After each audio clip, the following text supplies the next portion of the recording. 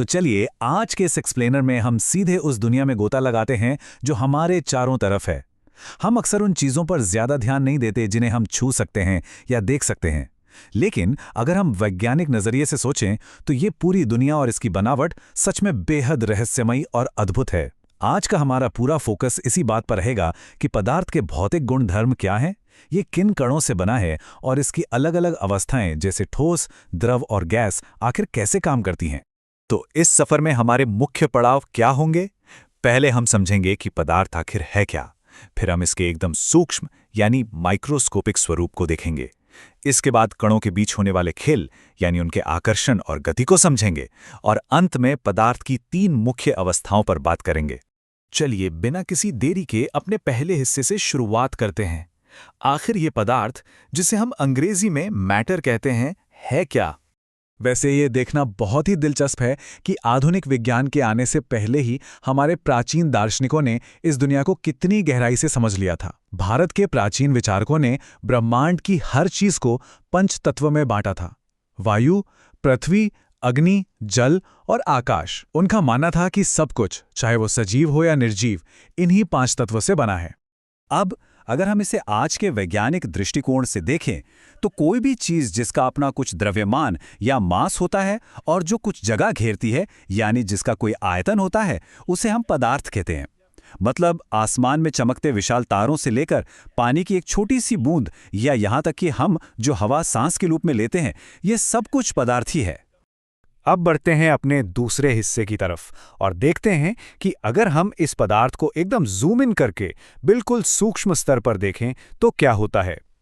इसे समझने के लिए एक बड़ी मजेदार सी पहेली पर गौर करते हैं। जब हम एक ग्लास पानी में नमक घोलते हैं तो वो नमक अचानक कहाँ गायब हो जाता है? पानी का स्तर भी ऊपर नहीं उठता, तो फिर वो नमक गया कहाँ? असल में नमक कहीं गायब नहीं हुआ था। होता क्या है कि पदार्थ लकड़ी के किसी ठोस टुकड़े की तरह लगातार एक समान नहीं होता, बल्कि ये रेत की तरह बहुत ही छोटे छोटे कणों से बना होता है। पानी के कणों के बीच कुछ खाली जगह होती है और नमक के वो सूक्ष्म कण पानी के बीच की उसी खाली जगह में जाके एकदम फिट हो जाते हैं। है ना कमाल की बात? ये हमारी ठोस दिखने वाली दुनिया असल में छोटे छोटे अदृश्य कणों का एक बहुत ही व्यस्त शहर है। तो अब जब हम जान गए हैं कि पदार्थ कणों से बना है, आइए अपने तीसरे हिस्से में उन छिपे हुए नियमों को देखते हैं जो इन कणों को चलाते हैं। पदार्थ का हर एक कण 3 बहुत ही बुनियादी नियमों का पालन करता है। पहला, इन कणों के बीच हमेशा कुछ खाली जगह या रिक्त स्थान होता है। दूसरा, ये कण कभी एक जगह शांत नहीं बैठते, बल्कि हमेशा हिलते डुलते यानी निरंतर गतिशील रहते हैं। और तीसरा, ये कण एक दूसरे को अपनी ओर खींचते हैं या कहें तो आकर्षित करते हैं। बस यही 3 नियम पूरी भौतिक दुनिया की नींव हैं। अब इन कणों के हिलने डुलने वाली बात को ही ले लीजिए। गर्मा गर्म खाने की महक कई मीटर दूर से ही हम तक पहुंच जाती है ना? लेकिन ठंडे खाने की महक लेने के लिए हमें उसके एकदम पास जाना पड़ता है। ऐसा इसलिए होता है क्योंकि तापमान बढ़ने से कणों की गतिज ऊर्जा बढ़ जाती है। वे हवा में बड़ी तेजी से मिलने लगते हैं और उनका फैलाव बहुत तेज हो जाता है।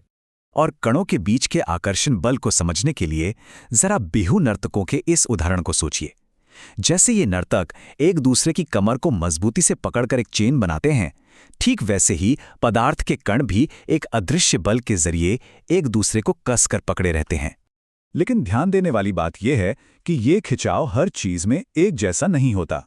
अगर हम लोहे की एक कील, चौक का एक टुकड़ा और एक रबर बैंड लें और उन्हें तोड़ने की कोशिश करें तो लोहे की कील को तोड़ना सबसे मुश्किल होगा। क्यों? क्योंकि लोहे के कणों के बीच का आकर्षण बल सबसे ज्यादा ताकतवर है। मतलब ये खिंचाव इस बात पर निर्भर करता है कि पदार्थ किस चीज का बना है। चलिए अब वापस जूम आउट करते हैं और अपने चौथे हिस्से पर आते हैं। देखते हैं कि ये सूक्ष्म नियम मिलकर पदार्थ की उन 3 मुख्य अवस्थाओं को कैसे बनाते हैं जिन्हें हम रोज देखते हैं। यही वो छोटे छोटे नियम हैं जो तय करते हैं कि कोई चीज ठोस होगी, द्रव होगी या गैस। उनके आकार, आयतन और उन्हें कितना दबाया जा सकता है, इसके आधार पर हम इन तीनों में बहुत साफ अंतर देख सकते हैं। चलिए इन्हें थोड़ा और करीब से समझते हैं।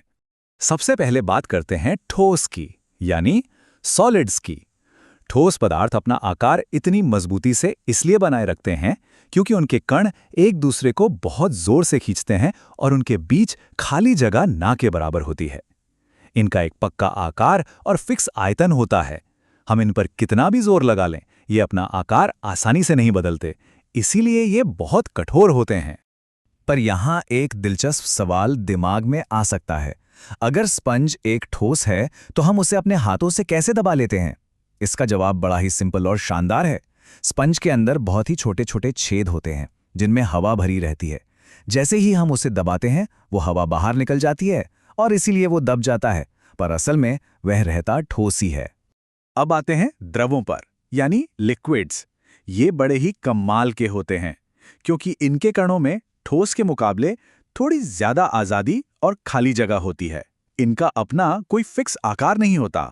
इन्हें जिस बर्तन में डालेंगे ये उसी का आकार ले लेंगे, लेकिन इनका आयतन फिक्स रहता है। इसी आज़ादी की वजह से लिक्विड्स कठोर नहीं होते, बल्कि ये आसानी से बह सकते हैं। अब सोचिए, द्रवों के कणों के बीच की ये खाली जगह कितनी ज़रूरी है। इसी खाली जगह की वजह से हवा की गैसें, खास तौर पर ऑक्सीजन, पानी में आसानी से घुल जाती हैं और बिल्कुल इसी वजह से मछलियां और बाकी जलीय जीव पानी के अंदर सांस ले पाते हैं। मतलब ये छोटे छोटे भौतिक नियम ही तो हैं जो धरती पर जीवन को संभव बना रहे हैं। और अंत में बात करते हैं गैसों की। गैसों के कण तो जैसे फुल एनर्जी में होते हैं, उनके बीच बहुत सारी खाली जगह होती है। इसीलिए गैसों का ना तो कोई आकार होता है और ना ही कोई आयतन। ये कण बहुत ही तेजी से और बिना किसी नियम के बस इधर-उधर भागते रहते हैं, और क्योंकि इनके बीच इतनी जगह होती है, इन्हें बहुत आसानी से दबाया या कंप्रेस किया जा सकता है। इसे एक सिंपल सी सिरिंज के इस्तेमाल से बड़ी आसानी से देखा जा सकता है। गैस के कणों के बीच जो इतनी सारी जगह है ना, बस उसी की वजह से हम ढेर सारी गैस को एक छोटी सी जगह में दबाकर भर सकते हैं। और यही वजह है कि हम अपनी गाड़ियों में सीएनजी और अस्पतालों में ऑक्सीजन को सिलेंडरों में भरकर आसानी से एक जगह से दूसरी जगह ले जा पाते हैं। गैस के इन तेज तर्रार कणों की एक और खास बात होती है। जब ये बेतरतीब ढंग से इतनी तेज स्पीड में भाग रहे होते हैं तो जाहिर है ये आपस में और बर्तन की दीवारों से भी टकराएंगे। ये कण बर्तन की दीवार पर लगातार जो टक्कर मारते हैं और जो बल लगाते हैं, उसी से तो गैस का दबाव यानी गैस प्रेशर बनता है। खैर, अब तक हमने अपनी रोजमर्रा की 3 अवस्थाओं ठोस, द्रव और गैस को तो अच्छे से समझ लिया, लेकिन यहाँ एक बड़ा ही मजेदार सवाल खड़ा होता है। क्या हमारी इस पूरी दुनिया की कहानी बस इन्हीं 3 अवस्थाओं पर आकर खत्म हो जाती है? क्या ऐसा नहीं हो सकता कि इस ब्रह्मांड में कुछ ऐसी चरम स्थितियां भी हों जो इनसे बिल्कुल अलग हों? और यही वो सवाल है जो हमें महान वैज्ञानिक एल्बर्ट आइंस्टीन और सत्येंद्र नाथ बोस की उन खोजों तक ले जाता है जिन्होंने दुनिया को हिलाकर रख दिया। उन्होंने पदार्थ की चौथी और 5वीं अवस्थाओं के बारे में बताया, प्लाज्मा और बोस आइंस्टीन कंडेंसेट। प्लाज्मा वही है जो तारों में और फ्लोरोसेंट क्यूब्स में चमक पैदा करता है। ये हमें सोचने पर मजबूर करता है कि जो चीज़ें हमें अपनी आंखों से दिखाई नहीं देती, वे मिलकर एक ऐसी दुनिया चला रही हैं जो हमारी कल्पना से भी कहीं ज्यादा जटिल और अद्भुत है। कौन जानता है कि भविष्य में विज्ञान हमें ऐसे ही और कितनी चौंकाने वाले रहस्य बताएगा।